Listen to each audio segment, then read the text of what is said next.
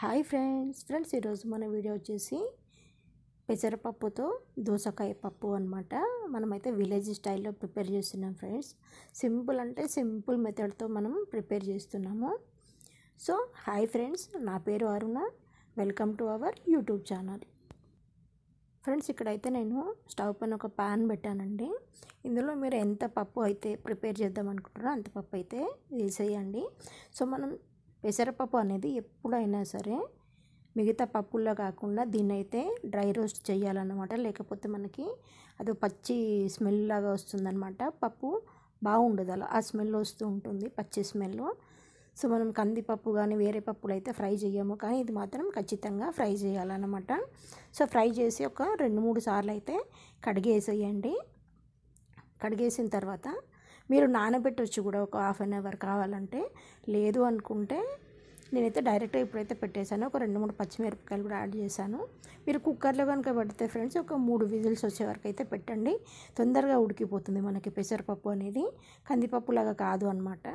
So తొందరగా ఉడికిపోతుంది. ఇదిగో ఇలా మధ్య మధ్యలో కలుపుతున్నామంటే ఒక 10 మినిట్స్ టైం అయితే కంపల్సరీ పడుతుందన్నమాట మనకి.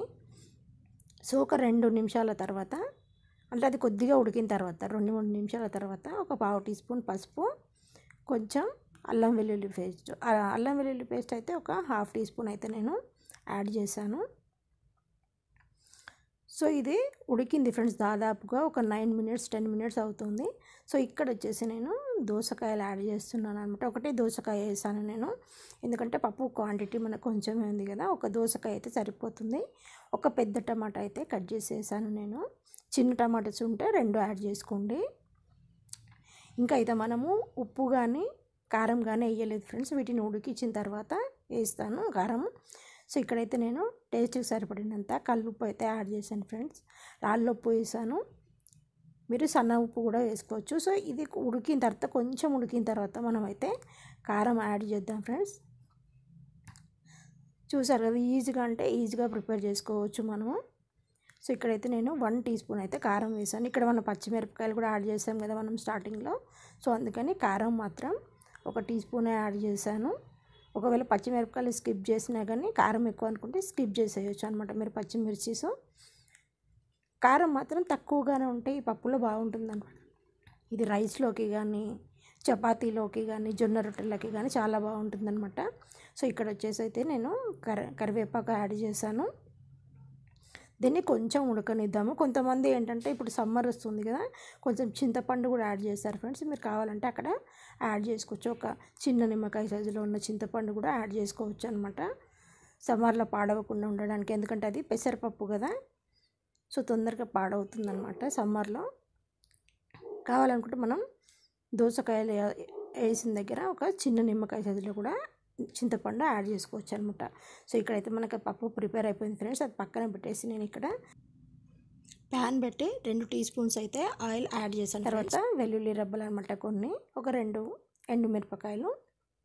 అది కొంచెం వేగిన తర్వాత పోపు గింజలు యాడ్ చేశాను.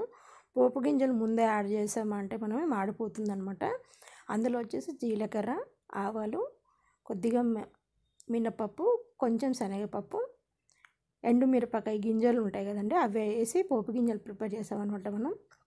సో ఇక్కడైతే మనము ఆ పోపు తాలింపు అనేది పప్పులో వేసుకున్నామంటే మన గుమ్మగుమ్మలాడే దోసకాయ పెసరపప్పు అయితే రెడీ అయిపోయింది.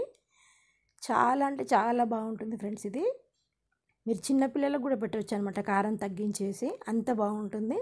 సో ఫ్రెండ్స్, వీడియో చూసారు కదా, వీడియో నచ్చితే లైక్ చేయండి, షేర్ చేయండి, కామెంట్ చేయండి. అలాగే ఛానల్ని సబ్స్క్రైబ్ చేయడం మాత్రం మర్చిపోకండి ఫ్రెండ్స్. మీరు ప్రిపేర్ చేసి మీకు ఎలా కుదిరిందో అయితే నాకు కంపల్సరీగా అయితే ఫీడ్బ్యాక్ ఇవ్వండి ఫ్రెండ్స్. ఇలాంటి మంచి వీడియోస్ అయితే మన ఛానల్లో ఉన్నాయి, వాటిని కూడా ఒకసారి విజిట్ చేసి అన్ని వీడియోస్ అయితే చూడండి ఫ్రెండ్స్. నెక్స్ట్ వీడియోలో కలుస్తాను. Thanks for watching friends.